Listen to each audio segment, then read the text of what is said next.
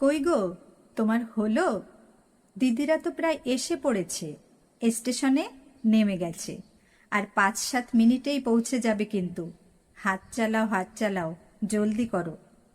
Order করেই আমার স্বামী ব্যাগ হাতে বাজারে বেরিয়ে গেল। আমি শরবতের গ্লাসে প্লেট ঢাকা দিয়ে সব রেডি করে রাখলাম, আর ডাইনিং থেকে ফোনটা বেজে উঠল তখনই। সকাল থেকে বহুবার বেজে চলেছে, রিসিভ করিনি ইচ্ছে করে। কী বা বলতাম, বিয়ের পর এবার প্রথম ভাইফোঁটা।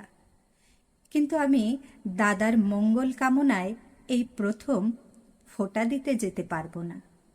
বাঁ হাতের উল্টো পিঠে চোখটা মুছে এসে ফোনটা ধরলাম। ওপার থেকে দাদা উত্তেজিত গলায় বলল, কিরে বুনি, আসছিস তো? কখন আসবি?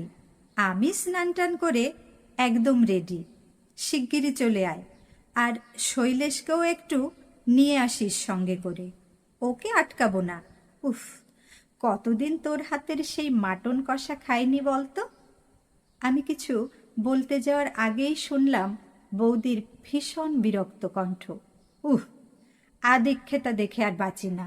বোনের হাতে রান্না না খেয়ে ওনার জিভে নাকি শ্যাদলা পড়ে গেছে। আর 12 মাসে 364 দিন যে সরলার হাতের রান্না পেট পুড়ে খাও, যত সব। শোনো, আমি 2 দিনের জন্য ও বাড়ি যাচ্ছি। তোমার আদরের বুনিকে বলো আমার রান্নাঘর যেন বুঝে শুনে ব্যবহার করে একটু। আর সবার ঘর আমি যেমন করে গুছিয়ে রেখেছি, এক চুলও যেন এদিক ওদিক না হয়। গজগজ করতে করতে বৌদির গলা দূরে মিলিয়ে গেল। দাদার কাছে যাওয়ার জন্য যেটুকু ছটফট করছিল মনটা, বৌদির কথা শুনে একেবারে দমে গেল। আমি মৃদু হেসে বললাম, না রে দাদা, এখন আমি যত না তোর বোন, তার থেকে অনেক বেশি এ বাড়ির বউ। 3 ননদ আসবে, তাদের ছেলে মেয়েরা আসবে। এত আয়োজন কে করবে বলতো? আর মেয়েদের কাছে তো সংসারই আগে, বল। বৌদিকেই দেখলি না, কেমন নিজের ঘরকন্যার উপর সজাগ খেয়াল। আমি দাদাকে কিছু বলার সুযোগ না দিয়েই ঝট করে ফোনটা কেটে দিলাম। বাবা যখন মারা যায় আমি মাত্র 5, দাদা 9। আমাকে আগলে আগলে রাখত সব সময়। টানাটানির সংসারে ভালো মাছটা, ডিমটা, দুধ আমার জন্য ঠিকই জোগাড় করত। পরীক্ষার হলের বাইরে ডাব হাতে দাঁড়িয়ে থাকতো চিন্তিত মুখে। মনে পড়ে গেল ছোটবেলার খুনসুটি, ঘুড়ি ওড়ানো, দাদার কাছে সাইকেল শেখা, হেরিকেনের আলোয় পড়তে বসা, মেলায় গিয়ে ফুচকা খাওয়া, শীতের রাতে ভূতের গল্প শোনার অসাধারণ দিনগুলো। বেশিক্ষণ ভাবার অবকাশ পেলাম না। এর মধ্যে 3 ননদ, তাদের ছেলেমেয়েরা এবং আমার স্বামী একসঙ্গে বাড়িতে ঢুকলেন। আসলে আমার নিজের ননদ নেই, আমার স্বামী একমাত্র ছেলে। তবে তুতো দিদি বোনদের সঙ্গে ওর সম্পর্ক খুব ভালো। বছরের অন্য সময় আর যাই হোক, ভাইফোঁটার এই দিনটা শত বাধা বিপত্তি কাটিয়ে ওরা ঠিক ভাইয়ের কাছে আসবেই। ও বলে, হই হুল্লোড়, মজা আর আনন্দের মধ্য দিয়ে কোথা থেকে যেন দিনটা চলে যায়। যাই হোক, ও এসে আমার হাতে 3টা ব্যাগ ধরিয়ে ঝড়ের বেগে কথা কটা বলে আবার বেরিয়ে গেল। এটায় সব রকম মিষ্টি আছে বুঝলে, আর এটায় ইলিশ, চিংড়ি, মাটন আছে। আদা, লঙ্কা, টমেটো যাবতীয় মশলা ছোট প্যাকেটে আছে, দেখে নিও। আজ মা কিন্তু নিরামিষ খায়, আগে মায়ের রান্না সেরে তবেই এগুলো করবে। আর লুচি তরকারি হয়ে গেছে, সব ঝটপট করে রেডি করে ফেলো। আমার একটা জরুরি কাজ সেরে এক্ষুনি আসছি। হায় ঈশ্বর, কি নির্বিকার, কি নিশ্চিন্ত। আমিও যে কারুর বোন, আজ যে আমারও দিন, এ কথা কারুর মনে হলো না একবার। আমি কিছু কথা না বলে ব্যাগ দুটো রান্নাঘরে নামিয়ে দেখলাম তাতে আরও একটা প্যাকেট। তার ভেতরে সাদা কালো ডোরাকাটা একটা জামার পিস এবং একটা দামি রিসওয়াচ। বেডরুমে প্যাকেটটা রাখতে রাখতে ভাবলাম, বাবা, আসতে না আসতে রাস্তাতে ভাইকে গিফট ধরিয়ে দেওয়া হয়ে গেছে। রান্নাঘরে এসে দেখি 3 ননদ ইতিমধ্যে রান্নার কাজে হাত লাগিয়েছে। প্লেটে ঢাকা শরবত নিজেরাই বাচ্চাদের দিয়ে দিয়েছে। বড়জন জিজ্ঞেস করল, সকাল থেকে কিছু খেয়েছো শালিনী? আমি মাথা নেড়ে না বলতে একটা শরবতের গ্লাস আমার দিকে বাড়িয়ে দিল। ভারী অবাক হলাম।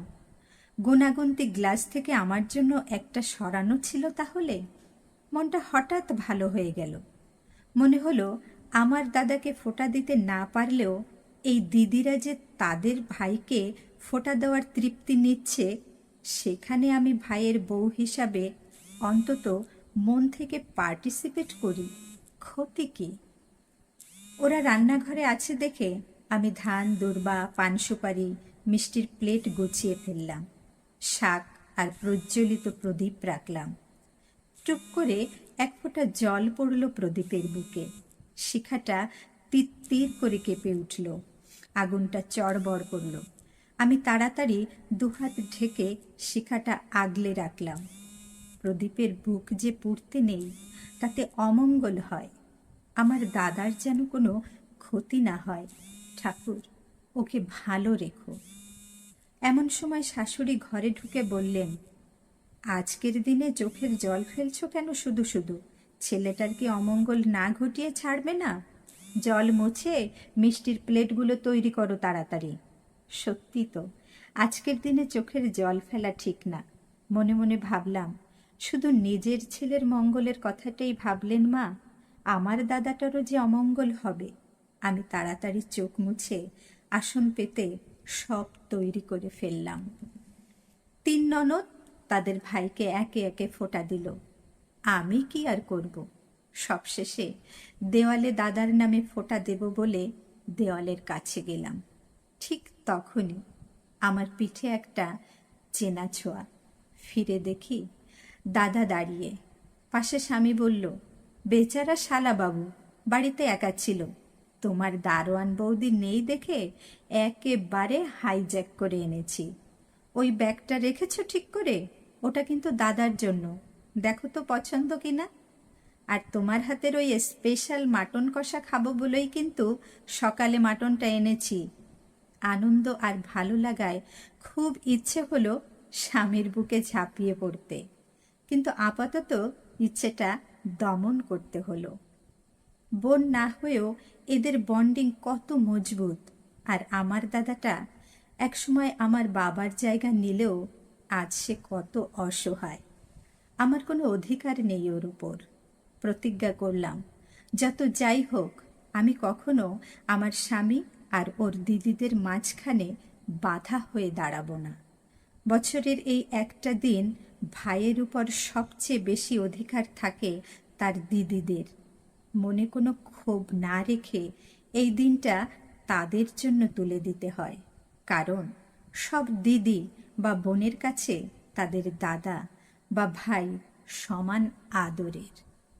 আমি ঘরে ঢুকতেই শাশুড়ি মা হেসে বললেন, আজকের দিনে কান্নাকাটি করে আমার এই ছেলেটার কি অমঙ্গল করবি শেষমেশ? তাই বারণ করলাম। কেন, জন্মদাত্রী কি শুধু মা হয়? আমি কি তোমাদের 2 ভাই বোনের মায়ের মতো নই? নাও নাও, ভালো সময় পেরিয়ে যাচ্ছে, আর দেরি করো না। শাক বেজে উঠল, আকাশ বাতাস মুখরিত হলো। ভাইয়ের কপালে দিলাম ফোঁটা, জমের দুয়ারে পড়ল কাটা।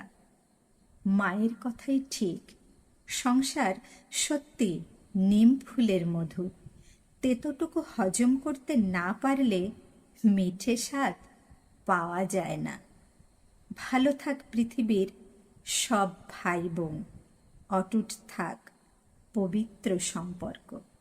রাধে রাধে, নিরন্তর শুভেচ্ছা, ধন্যবাদ।